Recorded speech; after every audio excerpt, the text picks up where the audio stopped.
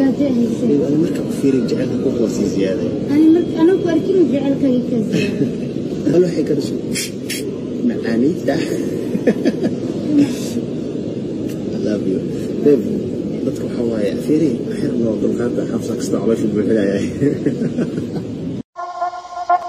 lamaanayaasha jaceylkooda ku soo bandhiga baraha bulshada si gaara YouTube-ka ayaa kordhayay bilooyinkii ugu dambeeyay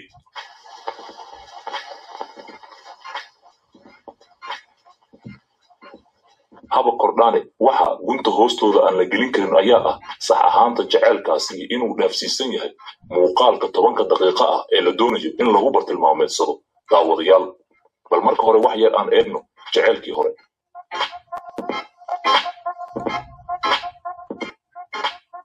jaceylkii hore kaliya waxaa lagu ogaan jiray iyada oo dadka isqabaa guryahooda loo martay markaas oo la fahmi karay raxmadda farxadda naxariista iyo guud ahaan nolosha meesha ka jirta inay ka turjumayeen dhammaantood jacayl laakiin maanta waxaan aragnay jacayl ku eg keliya 10 daqiiqo oo sida hadda aan idinla hadlayo oo kale ah oo kaamirada uun iyo dadka daawadayaasha loogu talagalay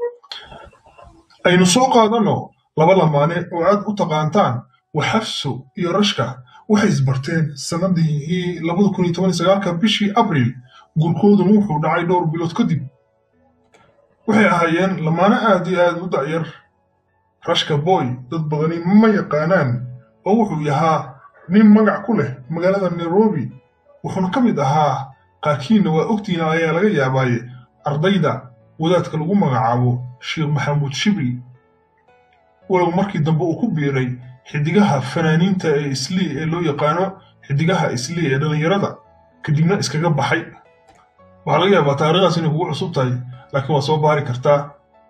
rashka waxa uu guursaday xafso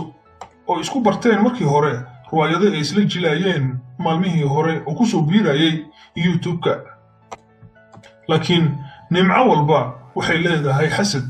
xasad ayaa soo kala dhaxgalay qoyskan waxay ahaayeen lamaana muuqaaladooda markay soo dhigaan ay daawanayeen dadka ugu badan ee baraha bulshada walow muuqaalada qaar xataa ay gaareen inay ku dhawaadaan 500,000 ama 1 milyan wax ayraade 500,000 wax ku dhow sida loo daawaday waxay ahaayeen lamaanaha ugu da'yar ee Nairobi aadka loo jeclaa xafsa waxay u qaaday uur ninkeeda rashka boy loo yaqaano dad badan oo Soomaaliyeed ayaa kaga digay rashka boy iyo xabsaba inay nimcooyinkooda gaarka u ah gaar ahaan uurkooda ay ku soo bandhigaan baraha bulshada laakiin way ka dhaga fureysteen oo ma aysan qaadan talooyinkii loo soo jeedinayo ka mid ahayd in waxyaabaha qaar aysan habooneen in lagu soo bandhigo baraha bulshada maadaama ay daawanayaan kumanaan kun oo qof dadka badankoodna aysan dheheenin maasha Allah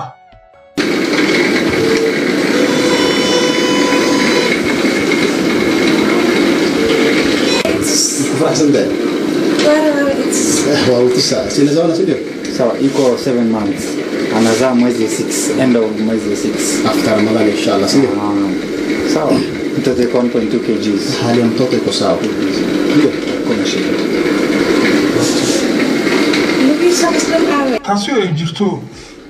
uurkii iyo daladhacii walacii dhibaatooyinkii dhamay ka soo gudub waxa imaatay xilligii foosha waxa dhalatay gabadhoodii ay ka sugayeen adduunyada iyagoona diyaarinayay magacay u bixin doonaan dharka ay xiran doonto alaabta lagu qaadi doono iyo wixii la mid ah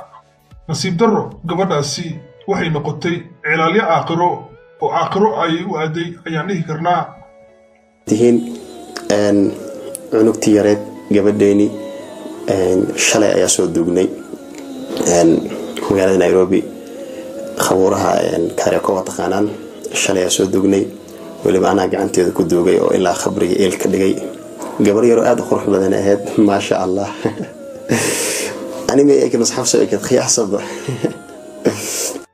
inta wixii ka dambeeyay pressure badan iyo dhibaatooyin badan ayaa soo fuulay wiilka lagu magacaabo rashka boy kaga imaanayay dhinaca gabadha uu qabay ee xabsa taasi oo ah in gabadhiisa uu ka daayo baraha bulshada maadaama uu abuhu uusan jecleen laguna tilmaamay aabaha dhalay inuu yahay wadaad caan ka ah deegaanada ayraahda magaaladaasi Nairobi maadaama cunugoodii koowaad la xaqiiqsaday inay dishay il bilaadan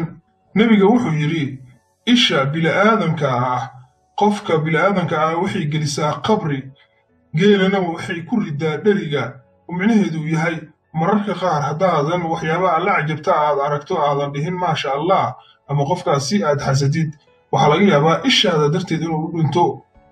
waxaa laga yaabaa adiga haatan i daawanaya inaad ka mid tahay dadkii daawan jiray ee ku faraxsanaan jiray muuqaaladooda laakiin hal maalinna aan dhihin maasha allah ama ilaahay u siyaadiyo farxaddooda qaarkiinna waxaa laga yaabaaba inay xasadeen oo maxaa ilaahay u siiyey aad tiraahdeen waxay la yaab ka leen waxay ahayd iyagoo ah lamaane aad u dacyar inay ku haysteen magaalada nairobi nolosha ugu saraysa oo ah inay gaari ku wateen guri qaali ah degnaayeen isku faraxsanaayeen dalxiis iyo wax walbana ee barahooda bulshada kawlada socon jirteen taa beddelkeeda rasuulkeena salawaatullaahi wasalaamu caleyh wuxuuna amray haddii qof ishaada kaaga dhacdo inaad soo quwaystid oo waxyaabaha kusoo quwaystaan biyaha kusoo quwaystid qofkaas lagu shubo si isha uu u kaco haddaadan marka hore aadan dhihin maasha allah bresharkii badnaa ee la saaray rashka boy waxa uu sababay in ugu dambayntii qoyskii ay wada taqaanteen ee farxadda iyo wanaagga ku wada noolaa magaalada nairobi ay kala tagaan waa xaqiiq hadalkaani biyo ka dhimcaan ah maadaama waalidka dhalay xabsa ay gebi ahaanba diideen in gabadhooda baraha bulshada lasoo dhigo taasi oo sababtay inuu meesha ka dhaco furiin haatan jirsaday oo keliya 10 beri ama 2 isbuuc wax ku dhow waxaa laga yaabaa inaad ka mid ahayd taageerayaashooda ama dadka la socday laakiin aad dareen kugu jiray haddaad aad ula socotay laakiin hadda waxaan ku tusayaa caddeen ah dareenkaasi inuu kaa baxo oo ah muuqaaladii gebi ahaanba youtube-ka rashka boy ku wada jiray gebi ahaanba hawada ayaa laga saaray taas ayaan caddeen kugu filan oo haatan youtube-kiisa keliya waxaa ku soo haray oo keliya muuqaaladii asaga shakhsiyaddiisa uu duubay laakiin wixii ku saabsanaa arrimaha xabso oo dhan muuqaaladaasi hawada ayaa laga saaray oo haatan waxaan qoraynaa youtube-ka rashka boy si aan u raadino oo daawadayaasha annagana dhegaysanaya aan u xaqiijino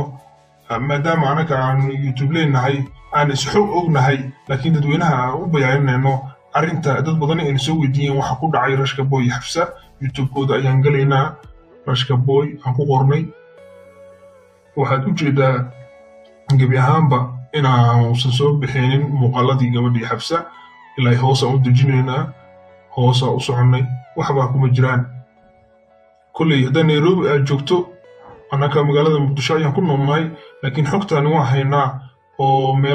ilo badan oo kala duwan ayaanu ka helnay rashka boy iyo xabsa waa kala tageen waxaan idin xaqiijinaya youtube-kooda haddaad baartid muuqaalada dhan waa laga wasaaray weliba muuqaaladaasi ay daawadeen kumanaan kun oo qof oo wada ogtihiin markay muuqaal soo dhigaan waxaa daawan jiray intaasoo kun oo qof baa laga yaabaa inaad tiraadid beenlow lacaguu rabaa youtube ku kala kacsanaa iyo wixii la mid ah laakiin xaqiiqda adaa ogaan doono oo ilihii doono iska kii cafi markay xaqiiqda soo baxdo laakiin haatan waxaan idiin sheegayno waa war biyo kama dhibcaan ah kuma soo gudbinayno sheekadan iyo sheekooyinka kale aan soo sheegnay inaan ku diganno qoyskaasi laakiin waxaynu ka mid nahay dadka aad iyo aadka uga naxay dhibaatada soo gaartay qoyskaasi oo ahaa lamaanihii ugu da'da yaraa ee nairobi uguna faraxsanaa dadkana aad iyo aad ay u wada jeclaayeen bal cagsigeeda ilaahay waxaan ka baryanaa haddii jiro waddo iskugu soo noqdaan in ilaahay mar labaad uu ku mideeyo waxayna soo bandhigi jireen wax walba oo ku saabsan noloshooda xitaa gabadha markay uurka qaaday waxyaabaha kale oo rashka boy looga digi jiray waxaa ka mid ahaa in waxyaabaha qaar ee loogu talagalay marka qolka jiifka la joogo aan lagu suubin baraha bulshada دندوني حرقاقو أهليق بمعنى أصوت هذا يبقى حق تسروا كورفيرو كاميرا فيرك ولا حسنا كاميرا كان حسنا شو فيرنيا مو جدا سيفع مفير رسا محمد حار لا ولا لا أنت دوي مركي أمي العسرو بدأ أنت دخورا maahan lamaanihii u horreeyey ee jacaylkoodu baraha bulshada uu ka bilowdo baraha bulshadana uu ku dhammaado horay waxaa u jiray qadar murtimaal iyo fahiima oo ku nool dalkaasi ingiriiska magaaladiisa manchester sheekadii caanka baxday ee aad wada garanaysaan ay sidoo kale ingiriiska ka dhacday ee cabdalla iyo alxasanaad iyo siista saara iyo wixii la mid ah celcelis waxaa la sheegaa hal ama labo qoys inay soo galaan baraha bulshada Soomaalida iyagoo markaasi ka raadinaya quud ama lacag sida wada garanayso si ay u noqdaan lamaane ka hela baraha bulshada ka dhacsada bariiskooda laakiin ma garanayaan in saameyn dambe ay jiri doonto ay kugu yeelan doonto bilaadan baa tahay ninka ku qabana waa bilaadan gabadha aqabtin waa bilaadan waxa dhici karta inaad kala tagtiin waxa dhici karta inaad soo noolaatiin waxa dhici karta inaad waayeen noqotiin caruurtiin waxyaabaha qaar xumaa ah suubinaysay baraha bulshada ay daawadaan waxa dhici karta inaad kala tagtaan oo gabadhaasi oo si kasto aad baraha bulshada ah ka yeeshay adoo wax walba ku suubinaya laga fiicnaa inaad soo bandhigtid yaa waaye ninka naftiisa u quuraya inuu mar labaad gabadhaasi arooso ka uqdad ayuu u dhimanayaa sidoo kale ninkan sidoo kale bilcaks dhaqankan ayaa waxaa laga soo koobigareeyey ama laga soo minguuriyey reer galbeedka gaar ahaan wadamadaasi Mareykanka iyo Yurub oo lamaanaha ay ayagoo wada jira baraha bulshada waxyaabo badan oo xitaa mararka qaar qolka sariirta waxyaabo lagu suubinayo yaqyaqsi ah ay suubiyaan waana حتى Soomaalida qaarkood oo aragtay ay ka sheekeynayo arrimaha sariirta ku saabsan oo lamaana isqabaa sida hindida baa faraanti isku gelinaya kaba sii daranay marwo ayaa odayga ku dhex keenaysa qolyarahooda u gaarka ah ee dugsiga iyo doorsanaanta loogu talagalay kadibna u bandhigaysa boqolaal dad oo isugu jira kuwa wanaagsan iyo kuwa xunba haddaba waa maxay ujeedada haddaba tani waa fariin kooban oo aan ugu talagalay jaceelkan wareerisada ah ee YouTube-leeda ay nagu wadaan ee la leeyahay lamaanaha heblayo waxaas waa wax lagu raadinayo click iyo views laakiin waxaan tala ahaan idin siin lahaa dhowr mawduuc oo kala jiri kara oo aad wax ku samaysan kartaan ma aha in noloshiina hoose aan soo bandhigtaan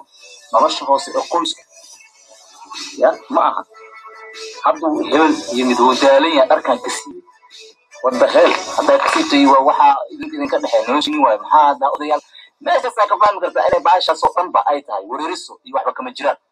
haddaba janaal gadaal ku cusub baa nagu soo biirtay iyadoo aan wareeriso lagu sheegin aan wada saaxiib ciao